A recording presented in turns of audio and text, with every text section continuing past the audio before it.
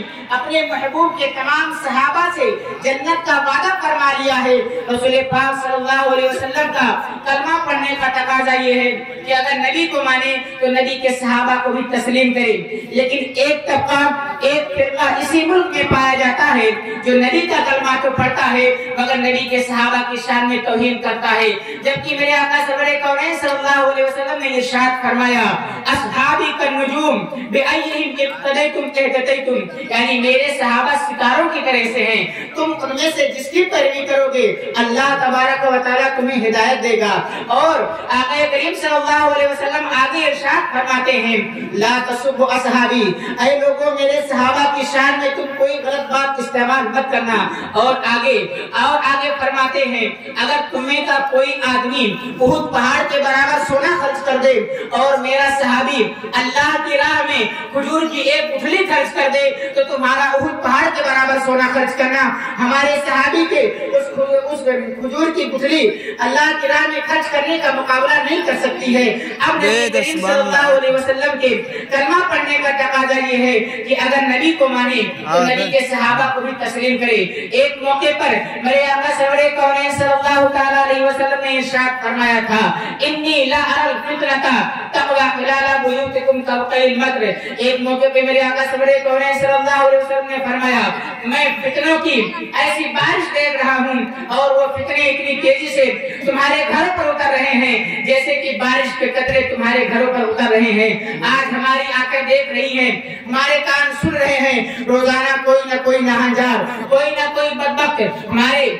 پیغمبر کے شان میں گستاخیاں کرتا ہوا نظر آ رہا ہے، ہمارے قرآن کے شان میں گستاخیاں کرتا ہوا نظر آ رہا ہے۔ آج سنی کہلانے والے مسلمان بھی سیدنا صدیق اکبر رضی اللہ تعالیٰ عنہ کی شان میں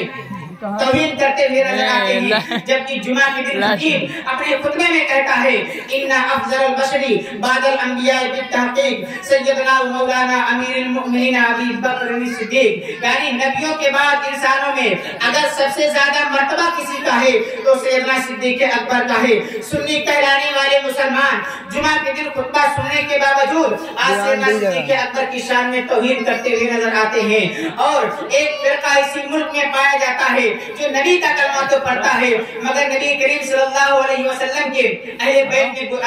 کی شان میں گستاخیاں کرتا ہوا نظر آتا ہے۔ میرے آقا سرور کونین صلی اللہ تعالی علیہ وسلم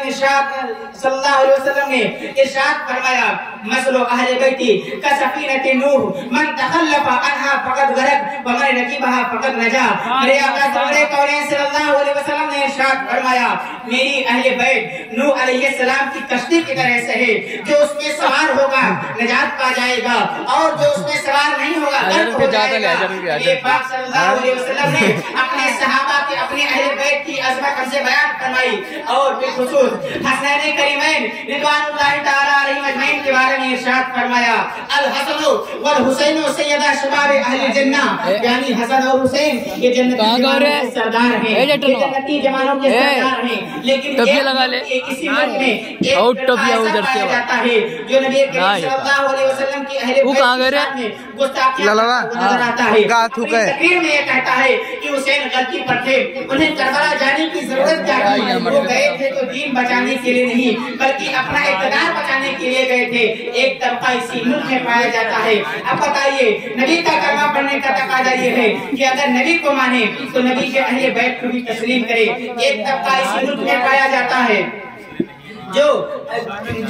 نبی کریم صلی اللہ تعالیٰ علیہ وسلم کے نائبین پر نکتہ چینی کرتا ہے، نبی کریم صلی اللہ علیہ وسلم کے جو نائب ہیں ان کی شان میں برائیاں اور ان کی توہین کرتا ہوا نظر آتا ہے، ان کی شان میں توہین کرتا ہوا نظر آتا ہے، جبکہ میرے آقا سرور کونین صلی اللہ علیہ وسلم نے ارشاد فرمایا العلماء ورثۃ الانبیاء، یعنی علماء میرے نائب ہیں، اب قیامت تک انہی علماء کے ذریعہ دین چلتا رہے گا اور قیامت تک انہی علماء کے ذریعہ دین چلتا رہے گا۔ اور تمام جو چیزیں تمام مراحل تھے اولیاء کرام کی شان میں، انبیاء کرام کی شان میں تمام چیزیں جو مراحل تھے نبی کریم صلی اللہ علیہ وسلم نے اپنے بیت کی اپنے صحابہ جیسے لڈنوال آ گئے تھے بنا صلی اللہ علیہ وسلم نے بیان فرمایا ہے۔ اللہ کی بارگاہ میں دعا ہے مولا میرے کو بیان کیا ہے مولا، اگر بولنے میں کسی قسم کی کوئی غلطی ہو تو مولا معاف فرما دے۔ وما علینا الا البلاغ المبین۔